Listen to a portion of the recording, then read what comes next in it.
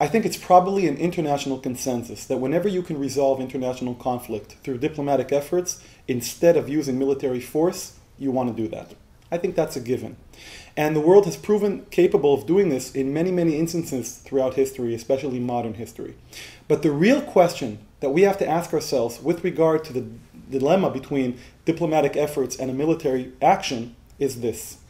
How do we know when diplomatic efforts have failed? But more importantly than that, what are the dangers of that failure considering moving on to the military option? This is the question that has become probably the most relevant question when dealing with the world's attention to Iran and its nuclear aspirations. The world today is divided into two types of people. The ones who believe that we must continue diplomatic efforts to prevent Iran from becoming nuclear, and the people who believe that that time has passed and we must approach Iran through military options to prevent it from acquiring nuclear capability. Now, in this video, we're not going to try to prove whether or not the diplomatic efforts have failed. We have a separate video for that. But we are going to explain a little bit more what the specific dangers of that failure are in context of a military strike. Number one, we know Iran's developing nuclear capability. We know it has countless facilities around Iran. The thing is, even if Iran hasn't yet reached the point that it has ready to launch missiles with nuclear warheads, it's enough for Iran to reach a point where it can create the nuclear materials. This question has become the most relevant question when asking ourselves, what is the policy we, the international community, want to employ in order to prevent Iran from reaching nuclear capability?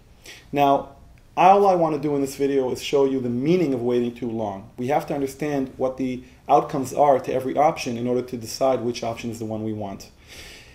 Most people think that we have enough time to continue diplomatic efforts until that point where Iran reaches a full-fledged nuclear bomb that it can launch. But that's a misconception. There is an intermediary stage where Iran's facilities can create enough nuclear material that if bombed will create a local nuclear fallout. That means that if we wait too long until Iran has reached that point, and then we decide to attack Iran, the number of Iranian casualties that we can expect goes through the roof. And since our job here is not to fight the Iranian people, but rather to prevent the Iranian regime from nuclear capability, we have to redefine our deadline. Not the point where Iran actually has nuclear bombs, but the point where its production facilities have reached a point that by bombing them, we are endangering the local citizens. This was the primary consideration of Begin, the Israeli prime minister, in 1981 when he approved the airstrike by the Israeli forces on the nuclear facility in Iraq. Let's assume we pass that point. Let's assume we actually reach a point that Iran has bought so much time in diplomatic dialogue that it has actually produced several nuclear bombs. And let's assume that the world is still strong in its opinion not to allow Iran to keep hold of those bombs. Consider the circumstances. Consider what it means to have Iran send back in retaliation several bombs to the Middle East, to Israel, to Europe that are nuclear. Can we afford that price? And so, when weighing your options, do we continue with the diplomatic strategy, or do we stop the diplomatic strategy, get international forces to attack the specific facilities in Iran and prevent, even if it's for a decade or 2 decades, Iran's nuclear capability? Consider what it means to miss the deadline.